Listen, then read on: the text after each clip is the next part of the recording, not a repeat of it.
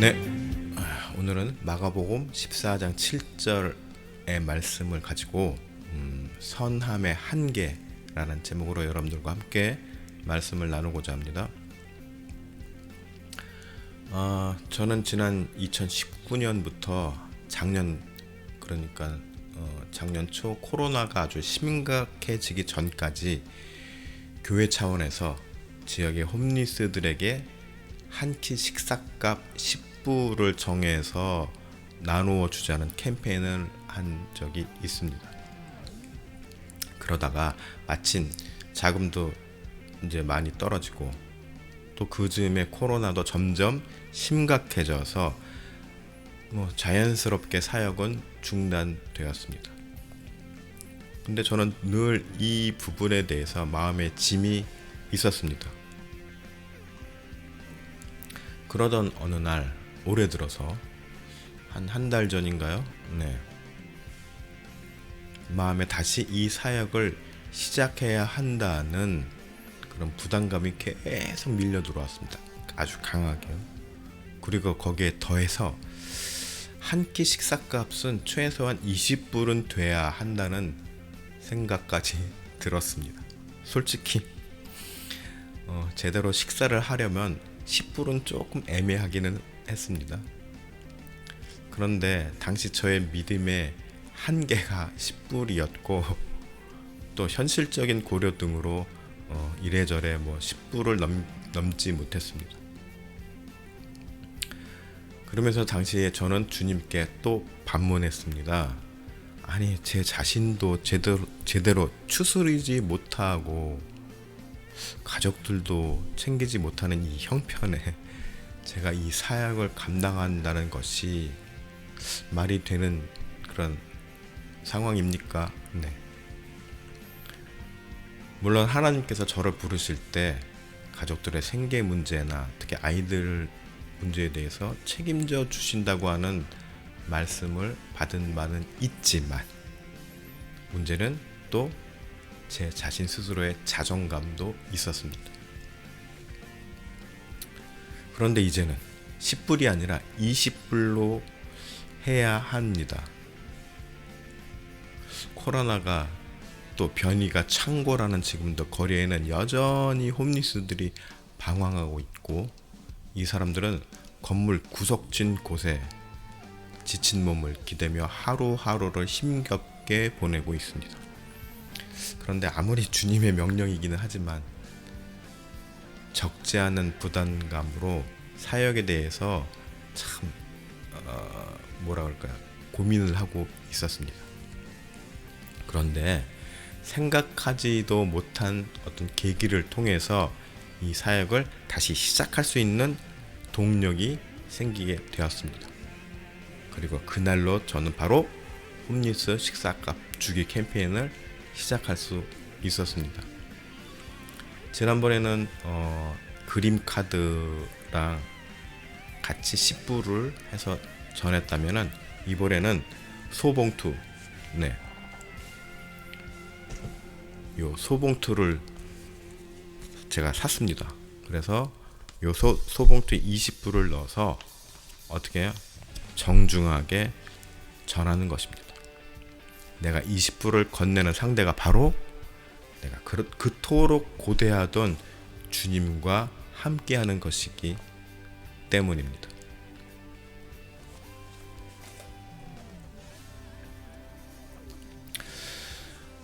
우리가 누군가에게 도움을 준다는 것은 내가 나의 가진 것을 베푸는 행위가 아닙니다.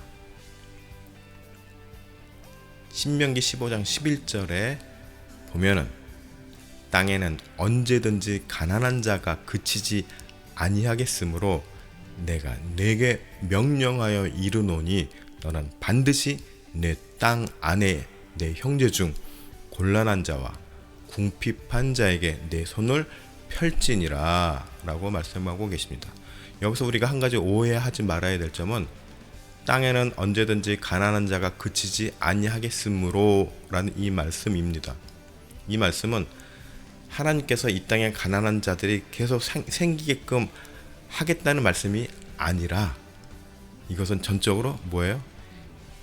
인류의 죄악성으로 인해서, 이기심으로 인해서, 욕심으로 인해서 여러 가지 사회적인 문제가 발생되고, 역사적으로도 그로 인해서 이 땅에는 가난한 자들이 늘 생길 것이다 라는 말씀을 하고 계시는 것입니다.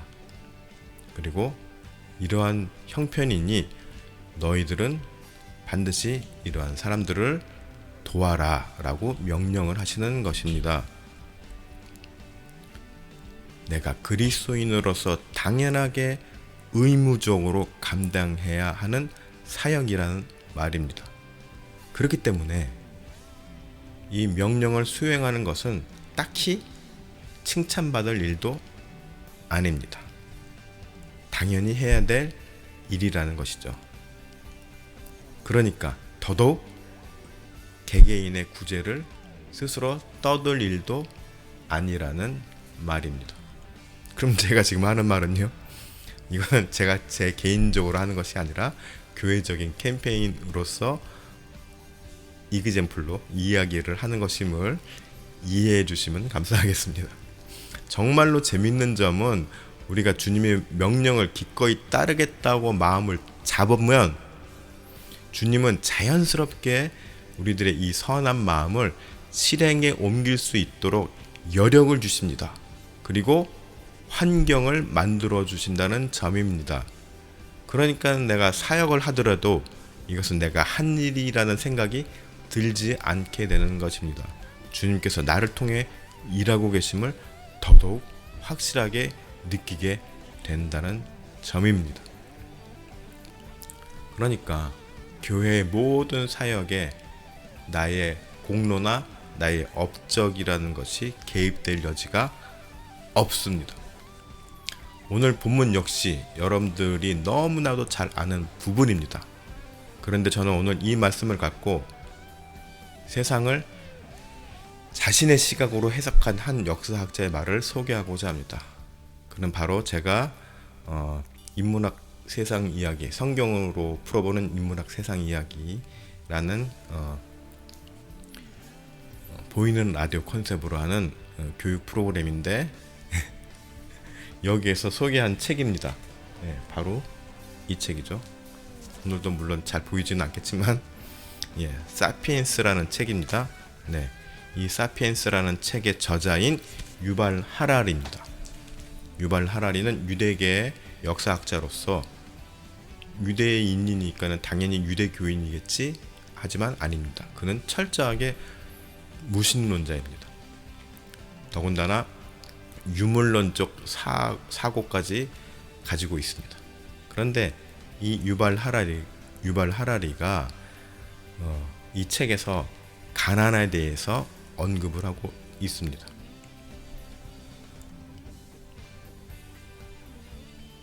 바로 오늘 이 본문 말씀을 유발 하라리가 언급하면서 가난한 자의 문제에 대해서 개인의 사역의 차원이 아니라 이것은 사회적인 개입을 통해서 해결이 될 수 있는 문제라고 주장하고 있는 것입니다.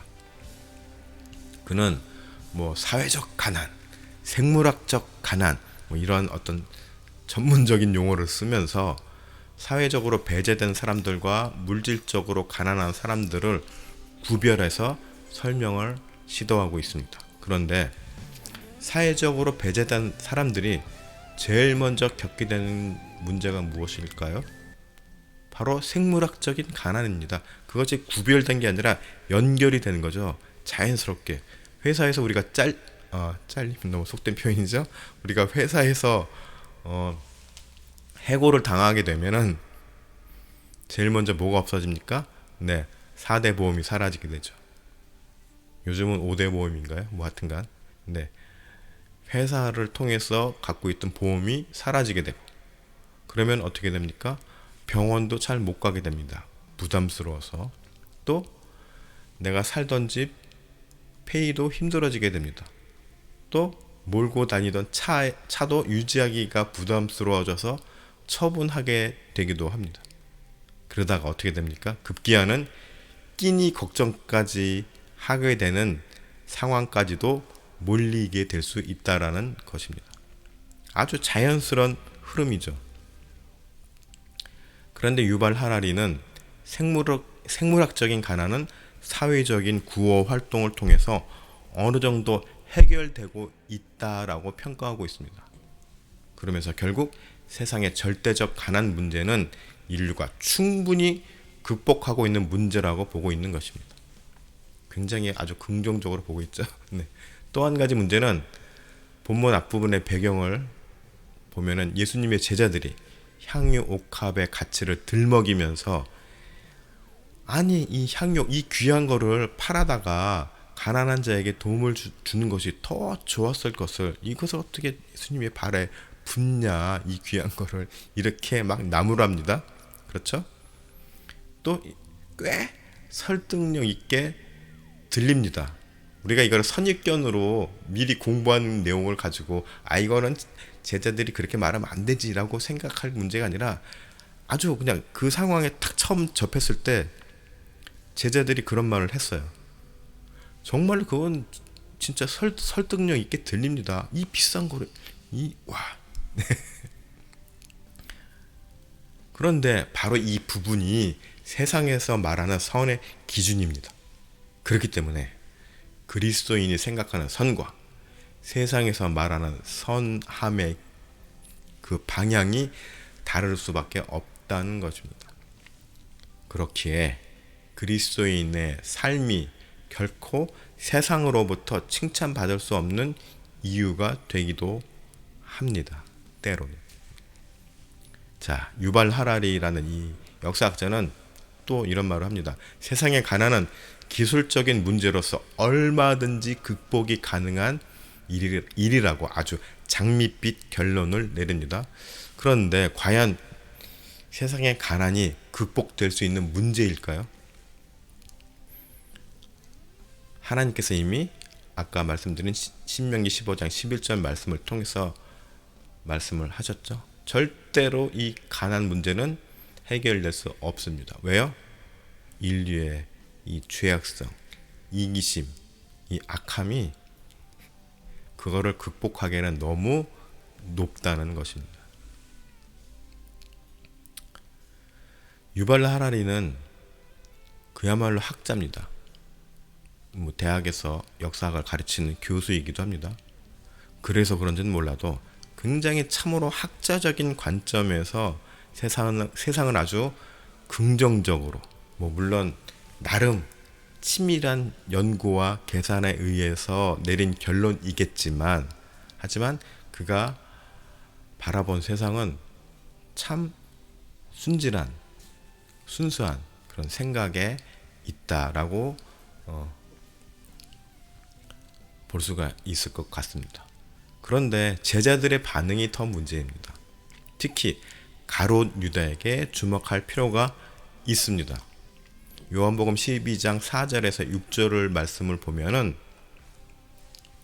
제자 중 하나로서 예수를 잡아줄 가롯 유다가 말하되 이 향유를 어찌하여 300데나리온에 팔아 가난한 자들에게 주지 아니하였느냐. 아니 이렇게 말하면 가난한 자들을 생각함이 아니요 그는 도둑이라 돈깨를 맞고 거기에 넣는 것을 훔쳐감이러라. 이미 하나님은 가롯 유다의 중심을 꿰뚫어 보고 계셨죠. 유발 하라리처럼 세상을 이렇게 순수하게 바라보는 학자도 있습니다만 세상에는 또 심지어는 교회 안에서도 마땅히 주님의 명령을 받들어서 마음을 다해 감당해야 할 구제에 대해서 순수하지 못한 다른 의도를 품고 있는 경우가 더 많다는 점을 우리는 기억해야 합니다. 자, 이제 우리는 다시 한번 생각을 바로 잡아야 합니다. 그리스도인에게 구제는 구약에서 하나님께서 명령하신 과제이자 이를 이어받은 예수 그리스도의 동일한 명령이기도 합니다. 또한 예수님께서는 지금도 구제의 현장에서 구제 당사자의 모습으로 우리들을 기다리며 바라보고 계십니다.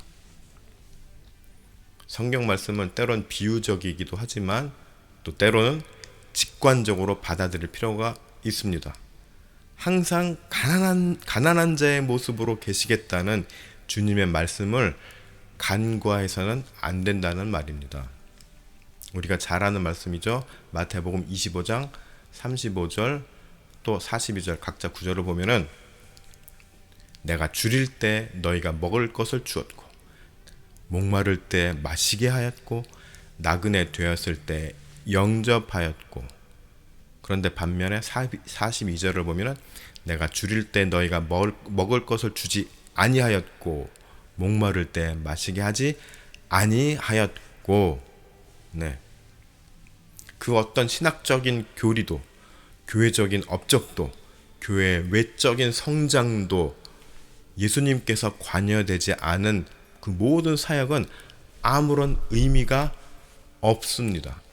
그런데 오직 예수님께서 직접 챙기시고 현장을 주목하시는 사역이 있다면 그것은 바로 이 땅에 소외된 영혼들을 살피고 돌보는 일입니다. 고린도후서 12장 12절 말씀에 바울 사도는 성령이 감동돼서 다음과 같은 말을 합니다. 내가 너의 영혼을 위하여 크게 기뻐함으로 재물을 사용하고 또 내 자신까지 내어 주리니 너희를 더욱 사랑할수록 나는 사랑을 덜 받겠느냐. 네. 뭐죠? 재물도 기꺼이 사용한다라는 것입니다. 이 땅에서 내가 능력이 좀 있어서 인간관계가 좋아서 힘이 좀 있어서 덕분에 돈 좀 많이 버셨습니까? 죄송합니다만 그게 다 주님 앞에서 빚입니다. 이 세상에 살아있을 때 우리는 이 빛을 청산해야만이 천국을 바라볼 수 있습니다. 마가복음 10장 25절에 낙타가 바늘귀로 나가는 것이 부자가 하나님의 나라에 들어가는 것보다 쉬우니라 하시니 잘 아는 말씀이죠. 누가복음 18장 25절에도 똑같은 말씀이 나와 있습니다.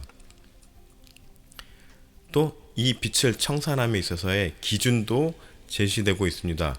누가복음 18장 8절에서 9절에 보면은 삭개오가 고백을 하죠. 삭개오가 서서 주께 여짜오되 주여 보시옵소서 내 소유의 절반을 가난한 자들에게 주겠사오며 만일 누구의 것을 속여서 빼앗은 일이 있으면 네 갑절이나 갚겠나이다. 예수께서 이르시되 오늘 구원이 이 집에 이르렀으니 이 사람도 아브라함의 자손임이로다 라고 예수님께서 삭개오의 구원을 선포하셨습니다. 그 선포한 결정적인 결과가 뭡니까? 내 재산의 절반을 구제에 쓰고 누군가를 속여서 부당하게 번 돈이 있다면 그 금액의 4배로 갚겠다라는 것이죠. 이 정도 고백은 돼야 부자가 바늘귀를 통과할 수 있다는 말입니다. 이 정도는 돼야 주님의 인정을 받는다는 것입니다. 우리들은 모두 여러분들 각자, 저도 마찬가지고요. 각자가 짊어져야 될 십자가에 대해서 늘 고민하고 생각을 해야 됩니다. 내가 지고 감당해야 될 십자가는 과연 무엇일까? 그것을 내가 어떻게 짊어지고 가야 하는 것인가? 이 부분을 늘 생각하고 고민하면서 몸부림쳐야 됩니다. 그런 여러분들이 되시기를 바랍니다. 그래서 진정 나야 사역 내가 하는 그 순종의 길 안에서 주님을 만나고 주님을 경험하는 그런 여러분들이 되시기를 축복합니다.